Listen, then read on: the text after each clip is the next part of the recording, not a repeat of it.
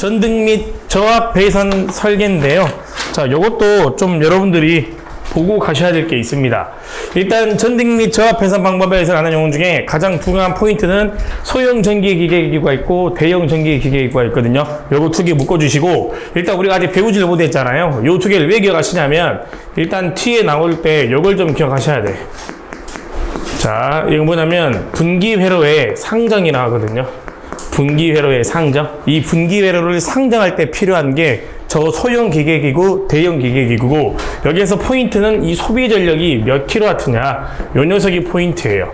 일단 당연히 소형은 여기 보면 3kW 미만이야. 그리고 대형은 몇 킬로와트죠? 3kW 이상이죠. 요거 혹시 전기 설비 기술 기준 법에도 나오는 겁니다. 일반 우리는 수용가 쓸 때 전력을 몇 킬로와트 쓰냐면 3kW를 써요. 여기서 여러분들이 한 가지 알고 가셔야 될 게 뭐냐면, 대부분 전기 기사를 취득하시는 가장 궁극적인 이유는 우리가 안전 관리를 지금 하려고 하는 거잖아요. 우리 보통 아파트 이렇게 하나 있으면 보통 우리가 층수로 따지면 세대수가 4세대로 가정해 볼까요? 그럼 이렇게 층수에 4세대가 산대요. 그럼 요 한 집당 몇 킬로와트가 기준이냐면 지금 3킬로와트야. 일단 대부분 현재 소형은 거의 없어요. 그럼 일단 대부분 우리는 전부 다 3킬로와트를 쓰고 있는데, 일단 3킬로와트의 부하가 하나 정도는 알고 계셔야 돼. 우리는 3킬로와트짜리 부하가 뭐 있냐면, 혹시 이런 거 들어보셨어요? 읽어볼까요?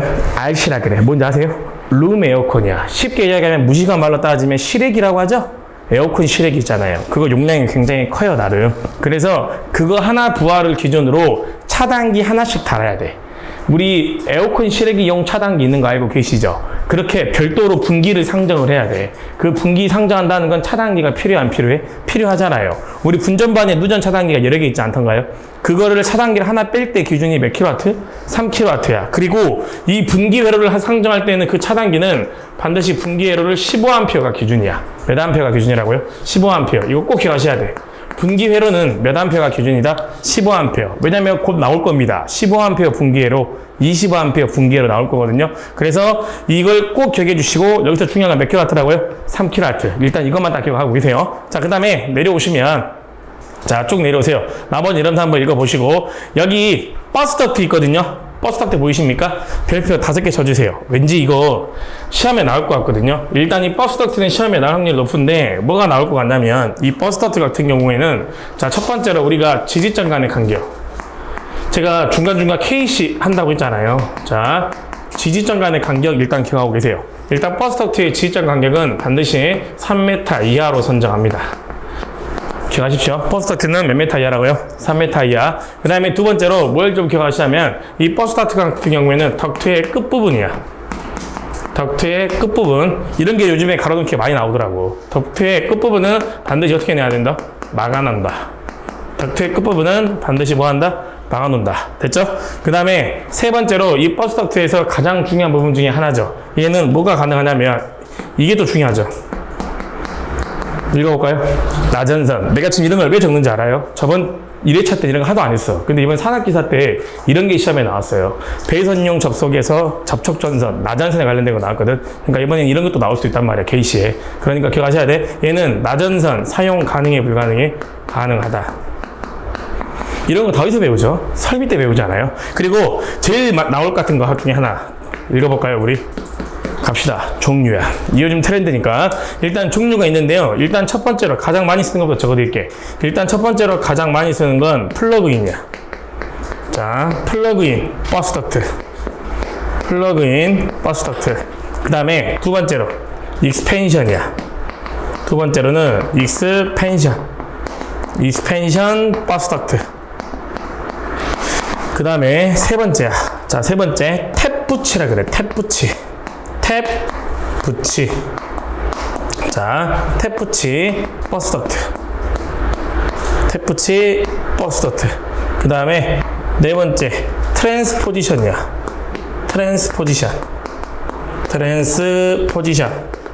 트랜스포지션 버스 덕트. 버스 덕트. 마지막 다섯 번째로 피더 버스 덕트 있어요. 피더 버스 덕트. 이거 과거에 공사기사에서는 죽도록 나왔거든요. 근데 지금은 진짜 시대가 많이 달라져가지고 뭐 낼지 몰라. 알겠죠? 그러니까 일단 여기서 잘 나온 거 위주로 좀 외워두세요. 알겠죠? 합시다. 덕트 지지점 몇 메타? 3m. 끝부분은 막아놔야 늘어나야 돼? 막아놔야 돼. 그 다음에 얘는 유일하게 나전선 사용 가능한 거 있어. 혹시 우리가 또 적어볼까? 이렇게 나전선 사용 가능한 공사가 버스트 말고 또 있었잖아요. 뭐 있어요? 애자. 혹시 모르니까 수락할 수 있잖아. 그 다음에 뭐 있어 또? 라이티.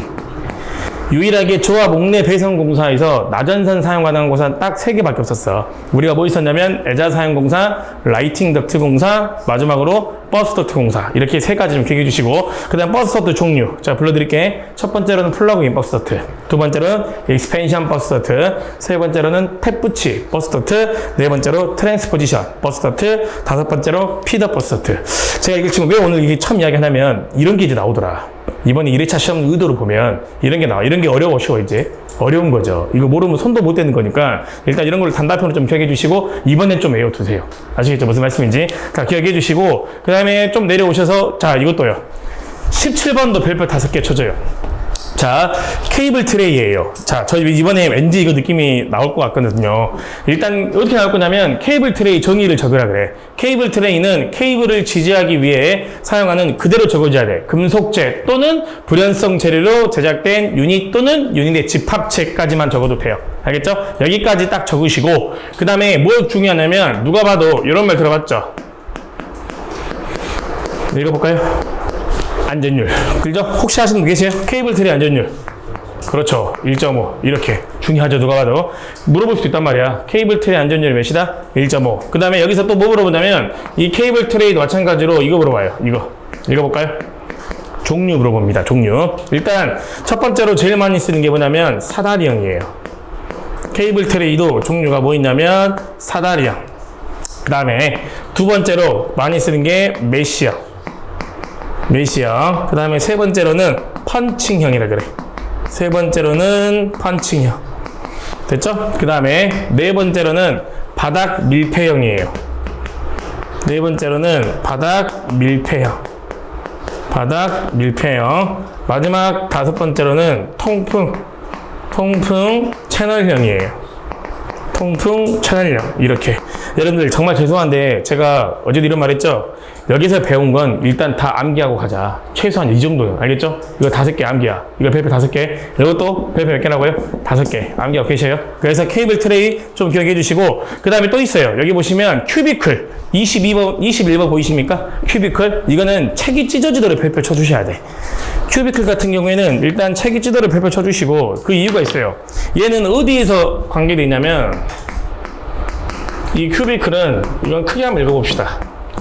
읽어볼까요?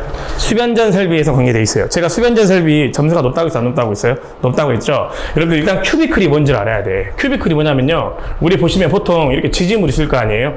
그리고 여기에 아파트 한 동에 이렇게 다 가정합시다. 아파트.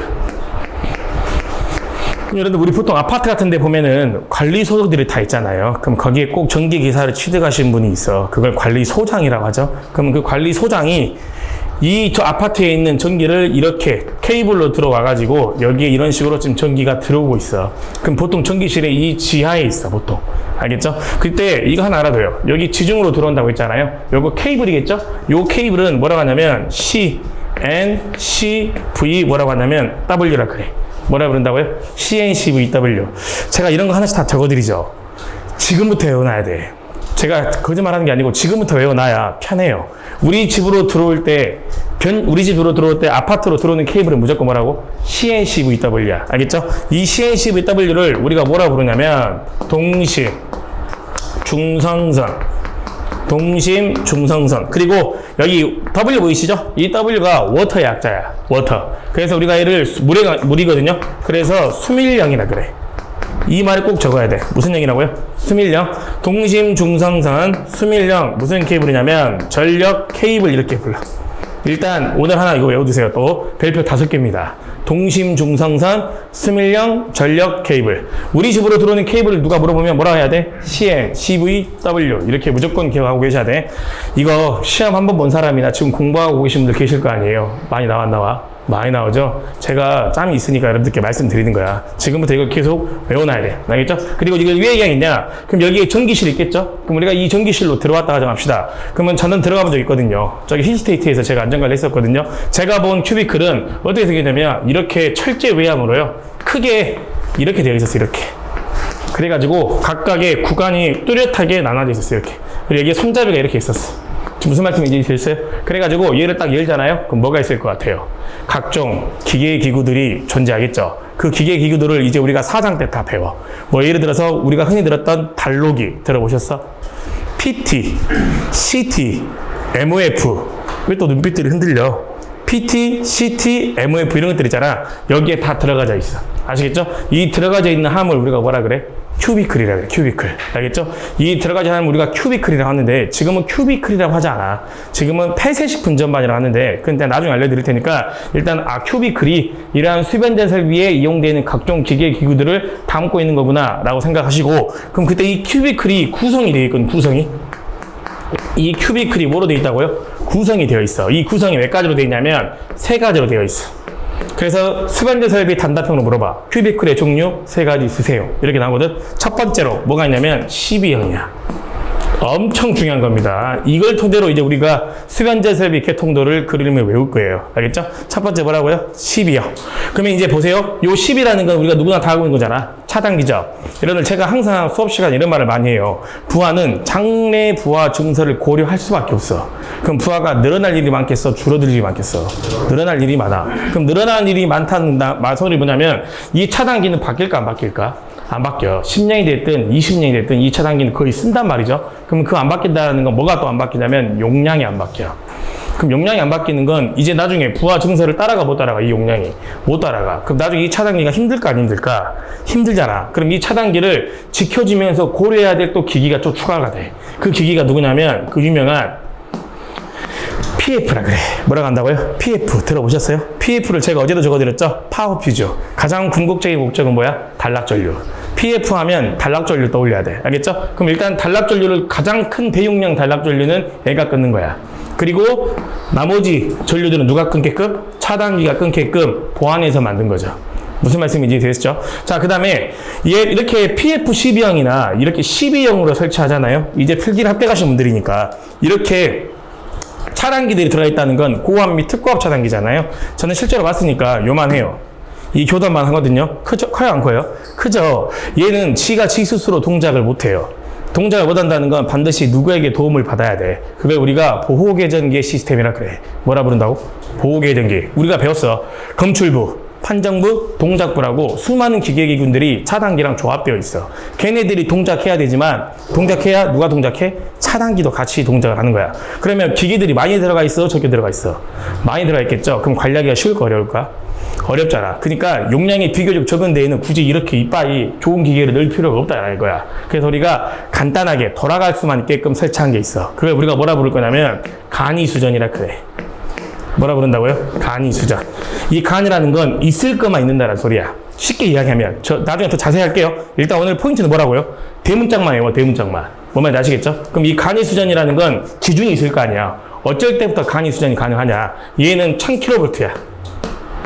1000kV 암페어 이하는 무조건 간이 수전이 가능해. 그럼 앞으로 1000kV가 넘으면 무조건 뭐 해야 돼? 정식 수전이라 그래. 요 두 개를 부를 때 뭐라 한다고요? 정식 수전. 얘는 정식 수전이라 그래. 그러면 이제 1000kV가 안 된다. 용량이. 그럼 뭐겠어요? 간이 수전이야. 그럼 간이 수전은 우리가 뭐로 하냐? 간이 수전은 이렇게 하죠. 일단 당연히 큰 단락전류는 PF가. 나머지는 요 S가 해. PF, S가 하거든요. 그럼 여기에는 차단기가 있는 거 없는가? 없죠. 그럼 뭔가 여기에서는 차단기가 대여할 수 있는 게 있다는 소리야. 그게 누구냐면 요 녀석이야. 요거 우리가 뭐라고 해도 혹시 아세요? 혹시 아시는 분? 나한테 전력 배운 사람 있잖아. 아니요. 그러니까 이제 실기는 떨어진 거예요. ASS, 자동 고장 구분 개폐기라 불러요. 저는 분명히 제가 전력 수업할 때는 이거 정말 비싸고 좋은 거라고 다 말씀드렸었어요. 여기에 차단기 대여도 같이 하거든요. 일단 다시 한번 말씀드리지만 일단 너무 깊게 들어가지 마시게. 더 힘들어지니까 오늘은 뭐만 기억하시자고요? 타이틀바. 그래서 큐비클의 종류는 몇 가지 있어? 3가지 있다. 뭐뭐 있다고? 12형. 두 번째로는 PF 12형. 세 번째로는 PFS형. 그 S를 뭐라 부른다? ASS. 이렇게 불러. 자동, 고장, 구분 개폐기. 이런 거 들어보신 적 있어? 혹시나 이걸 처음 봤다라는 건 기적이야. 합격한 게 기적이라고. 이거 비싼 거거든요, 원래 엄청나게. 그리고 하나 더, 정식 수전과 간이 수전이 있다. 그걸 정한 용량은 몇이라고요? 1000kVA. 뒤에 나오겠죠? 1000kV가 이하면 무조건 간이 수전 가능하고, 1000kV가 넘으면 뭐 가능하다? 정식 수전이 가능하다. 일단 요 정도까지만 일단 오늘은 기억하시게요. 아시겠죠? 여기까지가 큐비클입니다. 자, 그리고 이 큐비클 밑에 보시면 또 뭐가 있냐면, 우리 한국 KC에 관한 용어들 있죠? 제가 이거 넣어놨거든요. 이 넣어놓은 것 중에 이유가 있겠죠? 여러분들도 잘 알고 계시니까 요즘에 KC가 굉장히 돌풍이잖아요. 그러니까 뭐 나올지 모르니까 일단 우리가 알고 가셔야 될 거는 무조건 알고는 가셔야 된다. 자, 갑시다. 일단 제가 저번에도 말씀드렸지만 요거 기억나십니까? 노출 도전성부. 기억나세요? 별표 하나 쳐주셔야겠죠? 노출 도전성부라는 건 충전부 들어봤잖아요. 충전부는 통상적으로 전압과 전류가 나타나는 구간들을 몽땅 묶어서 부를 때 뭐라 그래? 충전부. 전압과 전류가 나타나는 구간을 부를 때 뭐라 부른다고요? 충전부. 그 충전부는 아니지만 고장 시에 그 충전이 될 위험이 있고 우리가 노출이 될 수 있게 만질 수 있는 우유가 있는 경우에는 그때 기기의 도전성 부분을 뭘 한다? 노출된 도전성 부분. 옛날에는 외함이라고 있어. 그게 뭐냐면 우리 보통 아까 차단기 하겠잖아. 그러면 차단기는 함이 어디 외함 철제에 들어가져 있겠죠? 철제에 들어가 있을 거 아니야. 그럼 그걸 우리가 앞으로 부를 때 뭐라 불러요? 노출 도전성 부 이렇게 부르는 거야. 그거 보통 이런 차단기들 표면에 뭐라 적혀있는지 알아요? 함부로 만지지 마시오. 이런 식으로 꼭 붙여져 있어. 실제로 우리가 보신 적은 없잖아요. 왜? 말 그대로 노출이 되어 있고 전류가 흐를 수 있는 부분이 아니야? 부분이야. 심지어 고압 및 특고압이라고요. 그럼 위험하겠어? 안 위험하겠어? 위험하죠. 그리고 대문짝막에 해골바가도 그려져 있잖아. 함부로 만지지 말라고. 무슨 말인지 아시겠죠? 이런 것들이야. 자, 그 다음에 밑에 보시면 쭉 내려오셔서 7번 별표 하나요. 7번 별표 하나 쳐주세요. 충전부죠. 아까 있죠? 통상적인 운전 상태에서 전압이 걸리도록 되어 있는 도체 또는 도전성 부로서 중성선은 포함하지만 저번에 기억나세요? PEL, PEM, PEL 이거 제가 다 설명드릴 거거든요. 일단 밑줄 한번 그어주시고 포함하지 않는 부분이래요. 뒤에 나올 겁니다. 알겠죠? 일단 적어주시고 나머지는 여러분들이 한번 읽어보시면 될 것 같습니다. 그리고 여기 개통접지 보이시죠? 개통접지 우리가 이렇게 알고 계셔야 돼. 이 접지 종류는요 3가지가 있거든요. 일단 첫 번째로는 우리가 개통접지라 그래. 첫 번째로는 개통접지. 그 다음에 두 번째로는 뭐 있냐면 기기. 그 다음에 우리가 뭐 있냐면 보호접지 이렇게 불러. 그 다음에 세 번째로는 마지막으로 필해접지야. 세 번째로는 우리가 뭐가 있다고요? 필해접지 이렇게. 우리 혹시 모르니까 지금 제가 적어드릴 건데 우리 과거에는 1종 접지 이렇게 표기했어. 이런 식으로 2종, 이런 식으로 3종, 이런 식으로 특별 제3종 이렇게. 혹시나 옛날 교리 갖고 계신 분들 계실 수도 있으니까 이런 표기들 보이실 거 아닙니까? 절대 보면 안 돼. 이런 걸 답안지에 쓰는 순간 게임 끝나요. 알겠죠? 이제 이런 거는 다 사라지고 우리는 딱 뭐로 부른다고? 첫 번째로 개통접지. 그쵸? 두 번째로 뭐라 불러요? 기기 보호접지. 그 다음에 세 번째로 뭐라 부르죠? 필해접지. 그러면 개통접지는 뭐냐면 말 그대로 개통이야. 실제의 전선을 잡아서 묶는다는 소리거든요. 그럼 이게 뭐냐면 우리가 가장 많이 본 거. 우리는 3상 4선식이니까 뭐로 돼 있죠? Y잖아요. 그럼 여기 보시면 이 부분들이 전부 다 무슨 부분이에요? 어제도 있잖아요. 이 부분들 다. 충전부. 우리가 이 부분들을 전부 다 충전부라고 있잖아요. 그럼 이 충전부가 다 만나는 구간이 있어. 거기 어디죠? 이 가운데. 이 가운데가 중성점이라고 하잖아요. 그럼 이 중성점을 직접 잡아서 대지에다가 이렇게 접지했잖아요. 맞나요? 이런 형태를 뭐라 그래? 개통접지. 하나만 더 해볼까? 자, 여기 보시면 단상 몇 선씩 있다고요? 2선씩. 근데 여기에 한 가닥 더 빼요. 오늘 배우네요. 단상 3선씩이 있어. 그럼 이 단상 3선식 시설 원칙을 보면 반드시 중성선에다가는 접지를 실시하는데 그 접지도 종류가 있겠지. 이 셋 중에 하나가. 그게 무슨 접지라고? 개통접지야. 실제 전선을 잡아서 대지에다가 묶었잖아. 근데 어제 우리 기억나요? 어제 우리는 이렇게 했죠. 여기 이렇게 해가지고 여기에 충전부가 이렇게 있었잖아. 근데 어제 내가 충전부를 묶지 않았죠. 어제 분명히 제가 여기에 노출된 도전성부가 충전부에 접촉할 수 있으니 두 개의 절연을 확보하기 위해서 외함을 설치했잖아. 근데 실제 그 외함을 묶어가지고 대지에다가 이렇게 뭐 했죠? 접지했죠. 이런 형태를 전부 다 뭐라 그래? 기기 보호접지라 그래. 차이 아시겠어요? 좀 쉽게 생각하세요. 전선을 잡고 묶으면 무조건 개통이야. 전선 말고 일반 도체 있죠. 도체라는 건 금속된 재질 같은 그 도체들을 묶어서 접자들을 전부 다 뭐라 그래? 기기 보호 접재라 그래. 그럼 마지막으로 필의 접지는 뭐예요? 건물 있잖아. 여러분들 이거 제가 딱 맞췄거든요. 1회차 때 피리칩 나온다고 나왔어요. 이번에 1회차 때 피리칩 나왔는데 얘는 이거 묶어가지고 여기에 이렇게 접지한 거죠. 이걸 뭐라 그래요? 필의 접지. 이렇게 알겠죠? 그래서 이런 형태를 전부 다 부를 때 우리가 개통 접지 접지인데 그 중에서 개통 접지는 이런 것들 보고 말한다고요. 아시겠죠? 이거 그림으로도 그리라고 해. 개통 접지를 그리세요. 그럼 여러분들은 자대고 지금 내가 노란색으로 그은 것들 있죠? 그거를 그대로 표현만 해주면 돼. 무슨 말씀인지 아시겠죠? 자, 그 다음에 쭉 내려오셔가지고 뭐 기억하시냐면 여기 18번 별표 5개 리플풀이라고 있어요. 뭐가 있다고요? 리플풀이. 별표 5개 쳐주세요. 자, 이것도 왠지 시험에 나올 것 같으니까 리플풀이 봅시다. 이 리플풀이라는 건 뭐냐면요. 이렇게 생각하시면 돼요. 봅시다. 우리 단상이 있고 보통 몇 상이 있죠? 3상이 있죠. 그리고 우리가 파형 중에 정연파 이런 말 들어봤죠? 반파, 전파 다 이런 말 들어봤잖아요. 일단 우리가 보통 정연파라는 건 단상일 때는 우리가 이렇게 나오잖아요. 맞나요? 그러면 3상일 때에는 우리 어떻게 나오죠? 크기 똑같고 위상차 몇 도? 120도씩. 이게 3상이잖아요. 그죠? 지금 이게 정연파죠? 근데 우리가 공부하셨어. 자, 혹시 이런 말 들어보셨는가요? 왜 그래? 다이오드. 들어는 봤다고 해죠. 안 물어볼게. 다이오드가 있어. 안 물어볼게. 알았어. 다이오드라는 게 있는데 이 다이오드는 한쪽 방향밖에 못 읽어. 그러니까 무슨 말 하고 싶냐면 쉽게 할게 쉽게. 여기가 플러스잖아요. 그럼 이 다이오드가 플러스 극성으로 되어 있으면 마이너스 극성은 읽어 못 읽어? 못 읽어. 알겠죠? 그럼 얘는 없는 거랑 다름이 없는 거야. 무슨 말씀인지 이해되셨어요? 그럼 이제 뭐가 되어버리는 거죠? 얘가 없죠? 그럼 얘가 뭐야 이제? 반파라 그래. 좀 이따 가실 때 핸드폰 꺼내가지고 합격했는지 좀 봐보게. 좀 이따 가실 때 합격 증서전 좀 보여주십시오. 알겠죠? 그래야 될 것 같아. 다음부터는 합격을 내가 보고 해야 될 것 같아. 합격을 보고. 자, 이거를 뭐라고 여러분들? 반파. 근데 얘를 올릴 수도 있어. 알겠죠? 그럼 이 파형을 올렸다 가정해 볼까요?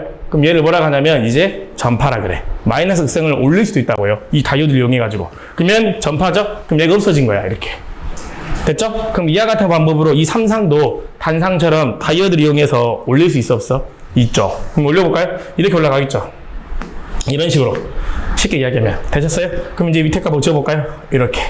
그럼 이제 우리 앞으로 위에 거는 단상 뭐라 그래? 전파. 밑에 거는 3상, 전파 이렇게 부르죠. 이런 말 들어보셨어요? 그럼 이제 여기서 여러분들이 뭐 나와야 되냐면 이 뒤에도 또 나오거든요. 미래를 한번 적어볼까? 이런 말 들어봤어요? 맥동률. 뒤에 또 나옵니다. 우리 뒤에 맥동률이라는 게 나와. 그럼 맥동률이라는 거 뭐냐면 이 파형의 이런 떨림 현상을 말해. 그럼 여기도 파형의 떨림 현상이 이렇게 적혀 있을 거 아니에요? 무슨 말씀인지 이해됐어요? 그럼 이걸 좀 보기 편하게 이렇게 적어보자고요. 이게 단상 전파일 때 맥동률을 가정해볼까요? 그러면 3상 전파일 때 맥동률은 이렇게 되겠죠. 됐나요? 그럼 우리가 공부를 하셨어, 필기 때. 맥동률이라는 건 큰 게 좋아요? 적은 게 좋아요? 적은 게 좋은 거죠. 알겠죠? 그럼 당연히 누가 더 적은 거죠? 3상이 더 좋아. 그 이유가 뭐냐면 직류에 가까우니까 그래. 알겠죠? 맥동률을 적게 하고 주파수의 주기를 길게 하잖아요? 그러면 얘가 이렇게 된다고요. 이해됐어요? 근데 이게 문제가 아니고 여기서 리플풀이라는 거 뭐냐면 실제 이렇게 아무리 적게 하더라도 우리 눈에는 이렇게 직류처럼 보이겠지만 오실로스코프라는 게 있어요. 그게 파형을 측정하는 공구거든요. 그거를 딱 확대시켜서 보잖아요. 그럼 어쨌든 얘는 무조건 교류잖아요. 그럼 얘가 이렇게 돼 있다고요. 무조건.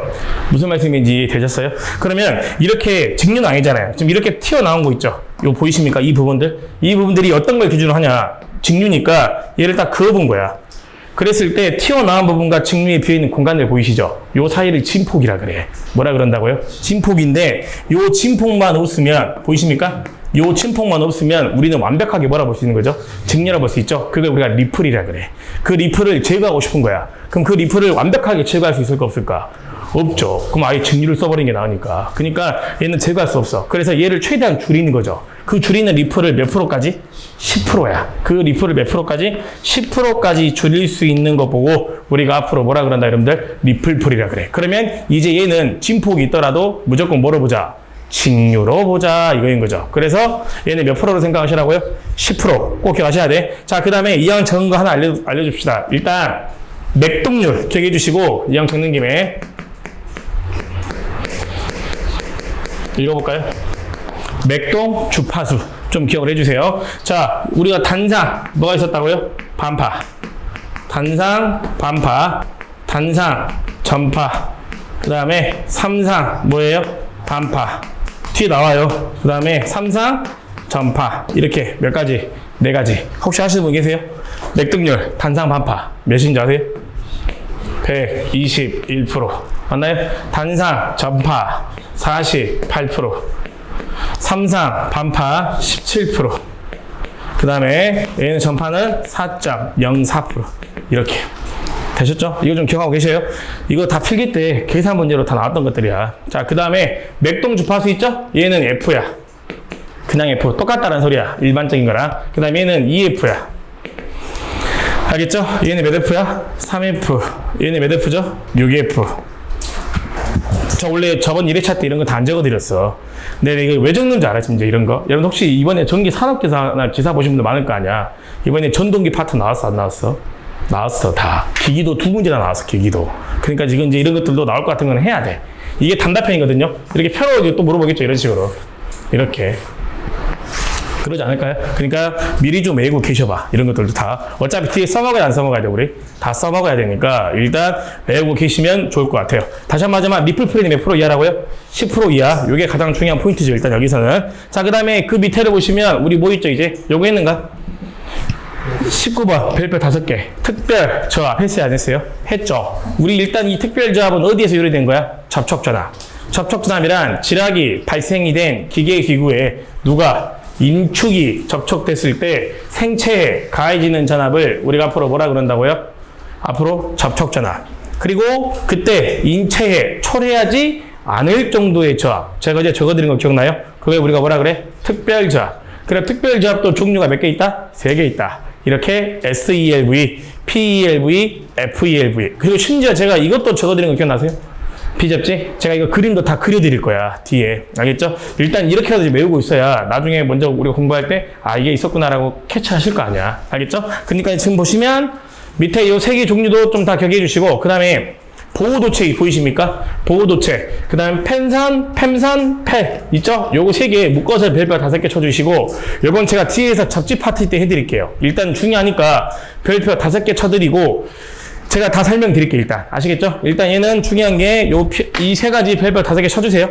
그 다음에 밑에 보시면, 동그라미 23번 보이시죠? 웨이브 플레이 시스템, 별표 5개. 이번에 이거 시험에 나왔을까, 안 나왔을까? 나왔습니다. 전기 산업기사 시험에서 이번에 피레침 관련된 거 나왔거든요. 거기에서 웨이브 플레이 시스템 나왔습니다. 제가 나온다 했었거든요. 1회차 때도요. 진짜로. 자, 보세요. 일단 우리는 내부 플레이 시스템이 있고 웨이브 플레이 시스템이 있거든요. 일단 우리 피레침은요, 반드시 뭘 기억하셔야 되냐면 웨이브 플레이 시스템이 중요합니다. 그럼 웨이브 플레이 시스템은 종류가 있어. 종류. 이 웨이브 플레이 시스템의 종류는 크게 3가지가 있어. 알겠죠? 일단 첫 번째로는 이렇게 위에 모서리 부분에 이렇게 삐쭉 튀어나와서 먼저 이 직경례를 맞아주는 구간이 있어. 이렇게. 알겠죠? 요걸 우리가 뭐라고 하냐면 인하도선이라 그래. 아, 죄송합니다. 수레부. 자, 요걸 우리가 부를 때 수레부라 그래요. 수레부. 얘를 우리가 부를 때 수레부 시스템 이렇게 불러요. 됐죠? 그 다음 2번째. 그럼 잘 보세요. 직경례가 떨어졌으니까 이 직경례로부터 전류가 이렇게 흐를 거 아니에요? 그럼 이 직경례 흘렀을 때 이 전류가 이 안으로 내습이 되면 돼요? 안 돼요? 안 되죠? 그럼 이 전류를 다른 쪽으로 보내주는 도전성 경로 부분이 있어야 돼. 그래서 얘를 이렇게 묶어가지고 이런 식으로 대지로 내려보내줘야 돼. 아래로 내려가죠? 그래서 전류가 이렇게 흐를 수 있는 방향을 만들어준다고요. 이걸 우리가 인하도선이라 그래. 이걸 우리가 부를 때 뭐라 부른다고요? 인하도선. 그 다음 마지막 3번째. 이렇게 전류가 대지로 잘 흐르고 이 전류가 잘 방류할 수 있게 만들어준 시스템. 접지극. 그래서 이렇게 3가지. 뭐가 있다고요? 접지극 시스템. 그래서 종류하면 3가지 일단. 수레부. 그 다음 뭐예요? 인하도선. 그 다음에 접지극. 일단 여기서 가장 중요한 것보다 수레부다. 일단. 여기서 웨이브 플레이 시스템은 우리가 아까 말씀드렸지만 수레부 시스템. 인하도선, 그 다음에 접지극 시스템으로 되어 있다. 그리고 여기에서 가장 중요한 건 제가 뭐라고 그랬죠? 수레부 시스템이라고 했죠? 요것도 별표 쳐줘 비리. 알겠죠? 그럼 이 수레부 시스템도 종류가 있어. 이 수뇌부도 종류가 있거든요. 크게 몇 가지가 있냐면 얘도 마찬가지로 세 가지가 있어. 자, 첫 번째로는 뭐 있냐면 돌침이라 그래. 뭐라 그런다고요? 돌침. 그럼 돌침이라 할게요. 봐보세요. 이게 건물 옥상이래. 그러면 이렇게 삐쭉 우리가 침 형태로 만들어낸 게 뭐야? 돌침이야. 근데 포인트를 잡으셔야 될 게 혹시 모르니까 이 돌침으로부터 이 건축물 면적의 이격거리 물어봐. 너무 붓기나 만들면 직경에 떨어졌을 때 방전이 일어나면서 공기의 절연이 깨져서 불꽃이 날 수 있어. 그럼 건물에 옮겨 붙을 수 있겠죠? 그럼 위험하잖아요. 그러니까 피리침으로부터 지표상으로 이격시키는 게 있다고요. 얘는 15cm. 이거 제가 한 게 아니고요. 전기 기능장에도 나오니까요. 몇 cm라고요? 15cm. 전기 산업기나 지금 트렌드가 이렇게 가로놓기로 나오더만 단도직입적으로 1점씩 이렇게 계속 물어보더만요. 15cm 이렇게 기억하고 계시고요. 그 다음 두 번째야. 두 번째 뭐 있냐면요. 수평도체가 있어. 자, 뭐가 있다 여러분들? 수평도체. 그럼 수평도체는 뭐냐면 이렇게 생긴 거예요. 우리 건축물 옥상이 이렇게 생겼다면 말 그대로 수평으로 우리가 절연이 잘 된 막대기 같은 거, 볼대라고 생각해버려. 그 볼대 같은 거를 건축물 각각 모서리 쪽에 이렇게 설치하는 거야. 그래가지고 뚜껑 덮듯이 이런 식으로 그대로 그 건축물 면적에 맞게 이렇게 설치한 거 보고 뭐라 그래, 여러분들? 수평도체라 그래. 그냥 위에다 덮는다 생각하시면 돼. 무슨 말씀인지 이제 이해되셨죠? 그 다음에 세 번째로는 뭐가 있냐면 메쉬.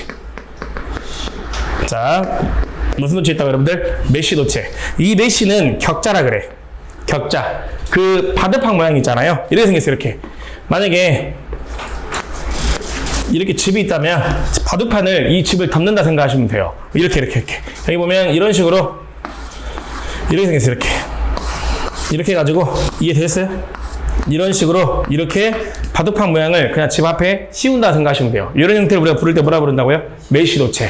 여기는 뭐라고? 수평도체. 여기는요? 돌침. 알겠죠? 그래서 지금 보시면 스레브의 피리침. 여기서 말하는 우리가 망상동체. 이 망상이 뭔지 혹시 아세요? 이 망이 그물망자예요. 그럼 느낌 오지 않아? 여기서 그물처럼 생긴 게 뭐야?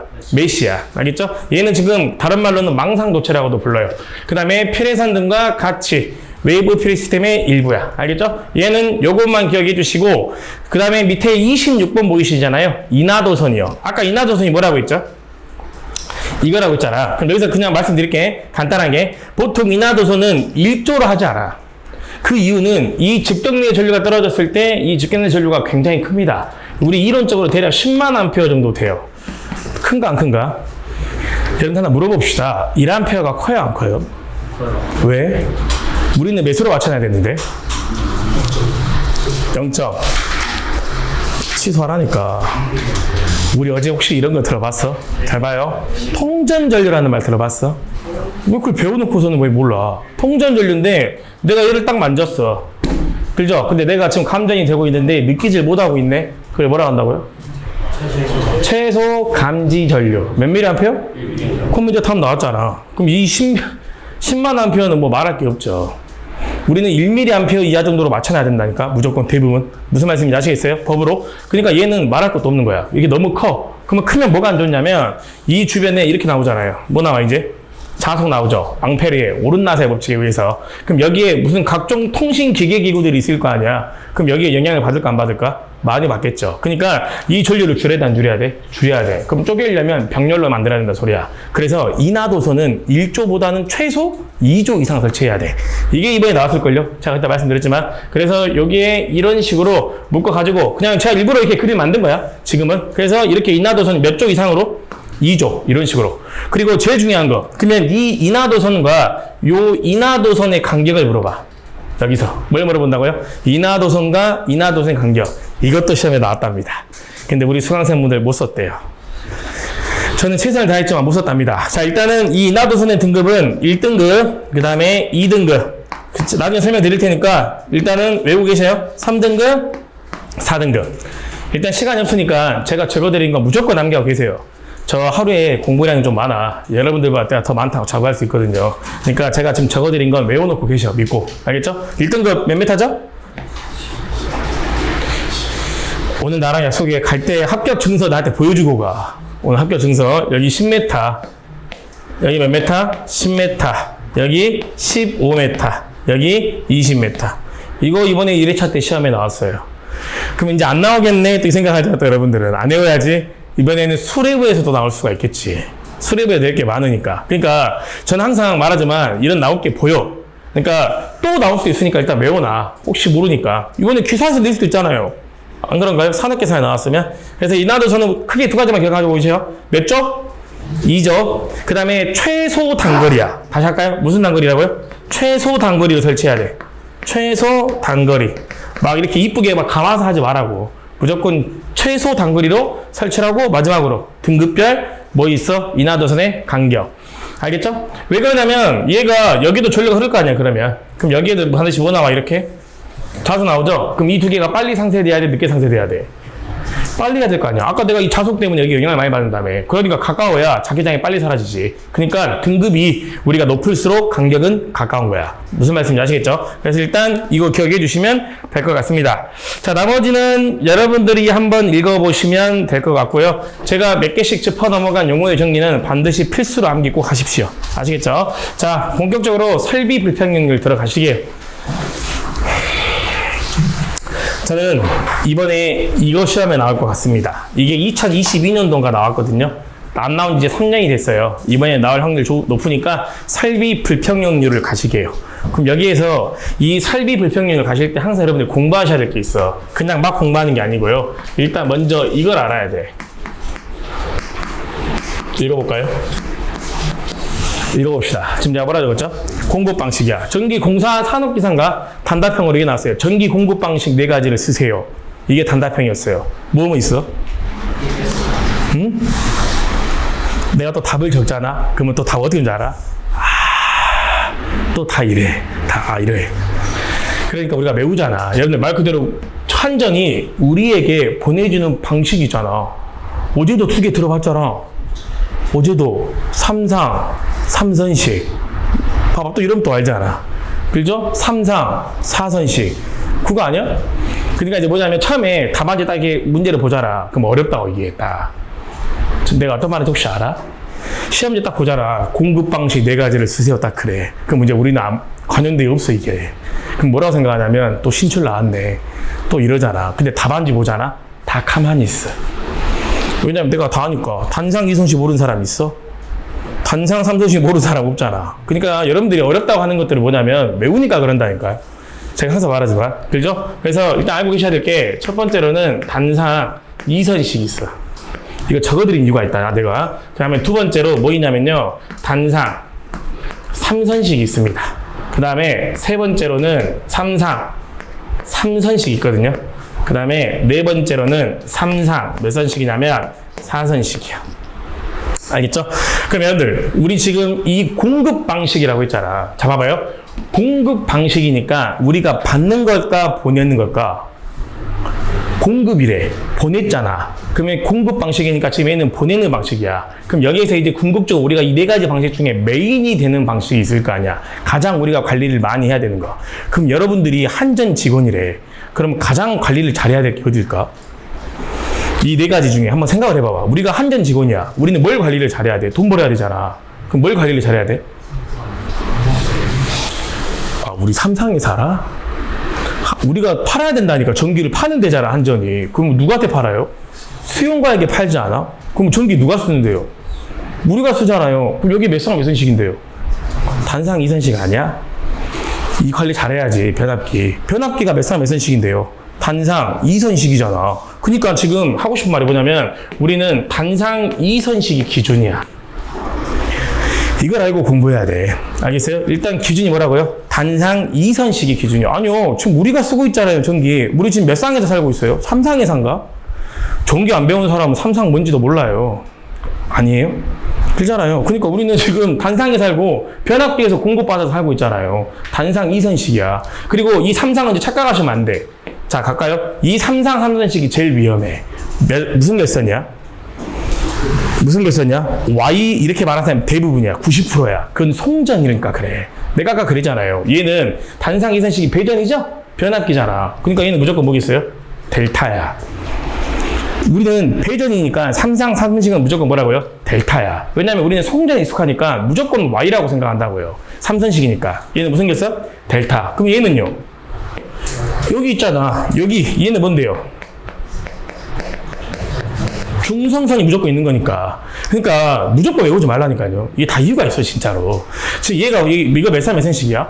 단상 3선식이죠. 우리 몇 산 몇 선 신다고요? 2선 신다고요. 그럼 얘를 쓰는 이유가 있을 거 아니야. 그러니까 지금 얘의 장점 보이십니까? 얘의 장점 보이죠? 이런 게 왜 있냐고요. 얘를 기준으로 더 좋은 게 있고 얘를 기준으로 더 안 좋은 게 있는 거죠. 지금 제가 하는 말 이해되셨어요? 그러니까 얘는 지금 중요한 게 여기는 무슨 계성이냐면 Y야. 아시겠죠? 근데 우리는 지금 2선식보다는 현재 3선식이 좀 좋다는 걸 말하고 싶은 거야. 시험은 몇 상, 몇 선식이? 단상 3선식이 일단 제일 많이 나오죠. 아시겠어요? 그러면 해봅시다. 자, 일단 우리가 단상 2선식을 잠깐 그림을 그려드리면 현재 요게 단상 2선식이잖아요. 그럼 여기에 이제 중성선을 한 가닥 뺀다고요. 이렇게요. 여기까지 무슨 말씀인지 이해되셨죠? 그럼 이게 지금 몇 선 몇 선식이에요? 단상 3선식이에요. 그럼 이제부터 여기서 좀 중요한 게 나와. 봐봅시다. 내가 얘를 부하를 한번 달아볼게. 자, 이렇게. 그럼 부하를 달면 얘가 이렇게 되겠죠? 계산 문제에서 진짜 많이 헷갈리는 거거든요. 이렇게 달 수 있는가? 맞죠? 근데 얘도 이렇게 달아도 돼요? 이렇게? 이제 우리 답만 외운 사람들은 이런 문제가 계산 문제 수두룩해. 무슨 말인지 알겠어요? 일단 단상 3선식은 지금 부하를 이렇게 달 수 있어 없어? 있잖아요. 그럼 일단 장점부터 해봅시다. 장점. 일단 이 그림을 딱 생각해봐. 외우려고 하지 말고. 보세요. 여기가 V죠? 상관전환. 여기도 뭐죠? V죠? 상관전환. 그럼 여기도 뭐 걸리죠? V 걸리는 거죠? 자, 근데 여기는 뭐 걸리죠? 상전환. 맞나요? 여기도 뭐 걸리죠? 상전압이야. 잘 보세요. 자, 중성선이잖아요. 그러면 우리 요 현재 요 E랑 요 V는 같을까 다를까? 제가 어제 단상일 때는 같다고 했어, 다르다고 했어? 같다고 했어. 지금 이거 이렇게 보면 되잖아요. 이거 없는 거죠. 그럼 E랑 V는 똑같아. 어제 한 거 맞죠? 그러니까 공부해야 돼. 여기가 100V면 여기 몇 볼트 걸려? 100 걸려. 예를 들어서 저항이 없다 가져간다면 여기 100V면 여기도 몇 걸려요? 100. 여기까지 이해됐어요? 그럼 이 V는 똑같아. 근데 질문 드려볼까? 그럼 이 V랑 이 E는 같을까? 달라. 여기 100이라고 했죠? 여기 100이라고 했죠? 그럼 이 V는 이 두 개 걸리는 거잖아요. 그러니까 몇 볼트죠? 200이죠. 그럼 여기서 뭐냐면 종류가 다르잖아. 뭐가 다를까? 그 종류가? 부하죠. 부하가 다를 거 아니야. 왜? 전압이 다르게 걸리니까 부하도 다르게 걸 수 있는 거지. 단상 2선식은 이 부하밖에 못 거잖아. 근데 이 부하를 여기다 갖다 붙이면 뭐 어떻게 되죠? 동작을 안 할 거 아니야. 그러면 장점 하나 나오잖아. 두 종류의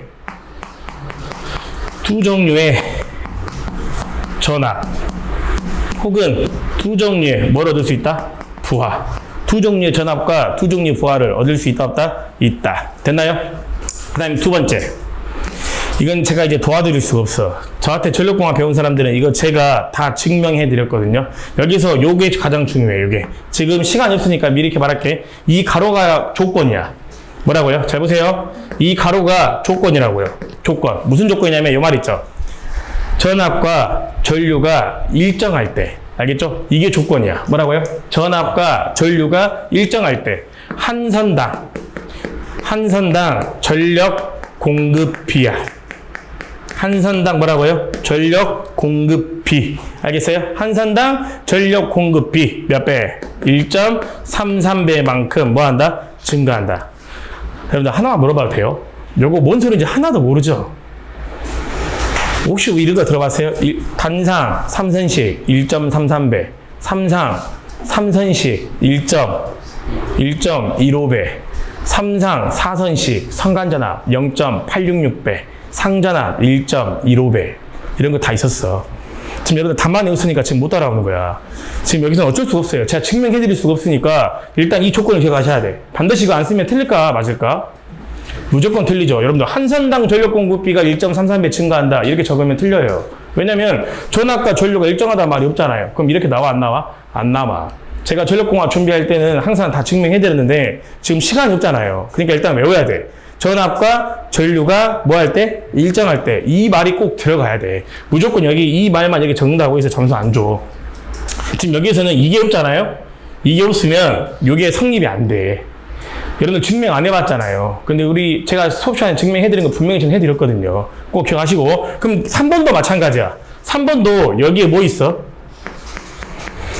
3번도 이렇게 조건이 있어. 이번엔 조건이 뭐라 적혀 있어, 이제 여기는. 전압 및 전력 손실이 일정할 경우, 이런 말 했죠? 일정할 경우. 그럼 얘는 이제 뭐냐면, 한 선당.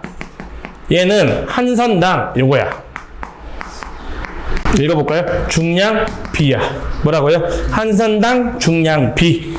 중량 B가 8분의 3배. 또 얘는 증가라 외운다. 가벼운 거죠. 그러니까 얘는 8분의 3배만큼 가벼워지는 거죠. 누구에 비해? 단상 이선식에 비해. 또 이거 제가 안 알려드린 거 아니야. 여러분들이 필기 공부를 안 한 거야. 지금 제가 여기서 3시간 투자해서 증명을 해드릴 수가 없잖아. 일단 외워야 돼. 이런 말을 안 적으면 이걸 맞았다고 틀렸다고 해도 뭐라 할까 안 돼. 알겠죠? 그러니까 꼭 적어야 돼. 전압 및 뭐가? 전력 손실이 일정할 경우. 알겠죠? 우리 이거 기억나요? 3상 3선식 4분의 3배. 3상 4선식 3분의 1배. 우리 필기 때 다 외웠던 거야, 이거. 근데 지금 이게 지금 이거라고요. 지금 해드릴 수가 없잖아요. 알겠죠? 그러니까 이 두 개, 세 개 꼭 기억하시고, 저는 개인적으로 장점 중에 요 4번이 제일 중요하다고 생각합니다. 이거는 따로 계산 문제로도 나오거든요. 따로 계산 문제로도. 이 계산 문제로 나오는데 중요한 게 뭐냐면, 우리가 여기 있죠. 전력, 손실, 그 다음에 전압, 강하야.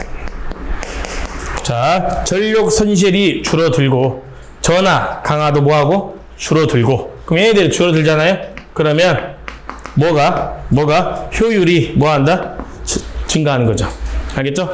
일단, 단상 2선식에 비해서 단상 3선식으로 하면 장점 몇 가지? 4가지. 쓸 줄 알아야 돼, 몰라야 돼? 알아야죠. 우리 필기 때는 뭐가 답이었어? 필기 이거 찾으라고 했잖아. 아닙니까? 필기는 요게 답이었잖아요. 실기는 이 4가지를 다 쓰라고 한다고요, 지금. 아시겠죠? 그러면 여기서 이제 4번 잠깐 봐보실래요? 4번을 따로 물어볼 수도 있어, 시험 문제에. 왜 얘가 이렇게 감소하고 얘가 좋은지를 우리가 물어볼 수도 있어요. 그럼 제가 한번 해드려 볼게. 여기 잠깐 봐볼까요? 자, 그럼 당연히 기준을 몇 상 몇 선식으로 잡아야 돼? 단상 2선식으로 잡아야지. 그러면 단상 2선식 이렇게 있어 가정합시다. 그리고 여기에 이렇게 부하를 달았어. 이렇게. 그럼 이때 이 부하가 요구하는 전력이 200W랍니다. 그리고 이 부하에 들어오는 전류는 정확히 2A가 들어온답니다. 그러면 여기 걸린 전압 구할 수 있다 없다? 구할 수 있다 없다? 있다. 어떻게 구하죠? P는 V 곱하기 뭐죠? I. 전력이죠? 무슨 전력? 무슨 전력? P상 전력 이러면 안 돼. 유효 전력이야. 유효 전력. 내가 저번에 그랬잖아요. 읽어볼까요? 와트. 와트면 제가 무조건 뭐라고? 유효. 여기가 볼트 암페어면 P상이야. 그럼 내가 아까 P는 VI인데 우리는 지금 현재 공부할 때 역류를 전부 다 1로 보는 거야. 제가 지금 일부러 쉽게 하려고 역류를 다 1로 보고 있어, 지금 제가. P는 뭐라고요? VI니까 여기 몇 볼트? 100볼트 나와야지. 그래야 몇 와트 나오니까? 200와트 나오니까. 원래 이렇게 나온 거예요. 100 곱하기 2 곱하기 코사인 1. 됐죠? 그럼 여기 몇 나와요? 200. 이렇게 나오는 거야. 됐나요? 그럼 이제 얘를 이 부하 있죠? 200와트라는 부하를 여기에다 접속시키려고. 몇 선 몇 선식에다가 단상 3선식에다 접속시켜 보자고. 무슨 말씀이 이제 되겠어요? 그러면 이렇게 되는 거죠. 봐보세요. 이게 진짜 중요한 거예요. 자, 그러면 얘가 이렇게 되겠죠? 갑시다. 이 중성선 뺐겠죠? 이렇게 있겠죠? 그럼 갑시다. 여기에 이렇게 부하 달겠죠? 여기도 뭐 달아야 돼요? 부하 달겠죠? 그럼 여기 부하 몇 와트 쪼개지겠어? 이제 몇 와트? 100와트. 몇 와트? 100와트. 무슨 말씀이 이해되세요? 아니 200와트짜리 부하를 3선식에 접속시킨다고요. 그럼 100와트 될 거 아니에요. 그럼 여기 흐르는 전류 몇 암페어 돼야 돼? 1암페어 나와야죠. 그럼 여기 몇 암페어? 1암페어 나와야죠. 그래야 여기 몇 볼트 나올 테니? 100볼트 나올 테니. 그럼 여기도 몇 볼트 나올 거예요? 100볼트. 여기까지 어려운 거 없죠? 쉽게 지금 하고 있는 거야. 자, 그러면 예를 들어서 이제 비교를 해보고 싶은 거야. 그럼 중성선 역도 한번 가정해볼까? 쉽게 중성선 역도 한번 가정해보자고요. 이해되셨어요? 그러면 중성선 옆에 봐보세요. 중성선이. 자, 그러면 여기 부하 할게요. 그럼 다시 부하는 몇 와트 돼요? 부하는 몇 와트? 몇 와트? 200와트. 여기까지 되셨죠? 전압 몇 볼트? 몇 볼트? 200볼트. 전류 몇 암페어? 여기 몇 암페어라고요? 1암페어. 그럼 얘는 단상 몇 선식? 2선식일 때. 얘는 단상 3선식일 때. 그럼 차이가 뭐야? 얘랑 비교해봐요. 차이가 뭐야? 응? 생각해봐야 돼. 무슨 차이가 있어? 읽어볼까요? 몇 볼트? 얘는요. 나한테 배운 사람 있잖아. 전압을 높이면 좋아요? 승합을 하면 좋아요? 여러분들 전압을 승합을 하면 좋은가 안 좋은가? 좋잖아. 우리 필기 때 외우기만 하지 말고 우리 이런 말 들어봤어요? 승합을 하면 공급 전력, 공급 거리는 제곱에 비례. 이런 말 들어봤어요? 전력 손실, 전력 손실률, 전압 강화율, 전선의 단면적은 전압의 제곱에 반비례. 전압 강화는 그냥 반비례. 그럼 답 나왔잖아. 지금 단상 2선식으로 할 때보다 단상 3선식으로 하면 전압이 올라가니까 당연히 누가 전압 강화라든지 전력 손실은 줄어들 수밖에 없죠. 그럼 이거 실제로 시험에 물어봤어. 공사기사에서는 전력 손실은 몇 분의 몇 만큼 줄어든 거죠? 제 그림에서는 몇 분의 몇 만큼? 2배 차이 나니까 몇 배? 4분의 1배죠. 제곱에 반비례니까. 그럼 전압 강화는 2분의 1배죠. 그냥 반비례니까. 그러니까 지금 필기 공부를 못하면 못 따라한다고요. 그냥 필기가 답만 이런 게 아니라고요. 진짜 이렇게 물어봐요. 이렇게 왜 얘가 이렇게 줄어드냐. 이렇게 관계를 물어본다고요. 실기 때. 그럼 이걸 알아야 될 거 아니에요. 그래서 지금 얘는 몇 분의 몇 만큼? 4분의 1배. 얘는 2분의 1배. 그러니까 당연히 누가 좋아질 수밖에 없어? 효율은 좋아질 수밖에 없는 거죠. 그러니까 지금 기준이 몇 살 몇 선이라는 걸 알고 있어야 돼. 단상 2선식의 기준을 잡아서 좋은 게 이 장점이라는 소리야. 무슨 말씀인지 아시겠죠? 지금은 방법이 없으니까 요거는 외워놔야 돼. 몇 배? 1.33배, 8분의 3배. 일단 이거라도 외워 두셔야겠죠? 근데 여기서 중요한 거는 이것만 써서 답을 인정한다, 안 한다? 절대 안 해. 우리 관련된 교육 문제 봐봐요. 이것만 안 적혀져 있어. 이 조건 적혀져 있어, 무조건. 괜히 있는 게 아니야. 이게 없으면 이렇게 안 나와. 무슨 말씀인지 아시겠죠, 여러분들? 증명 과정을 해보면 답이 나오지만 지금 그럴 시간이 없으니 일단 외워 두십시오. 아시겠죠? 10분 쉬었다가요, 밑에 단점 들어가시게요.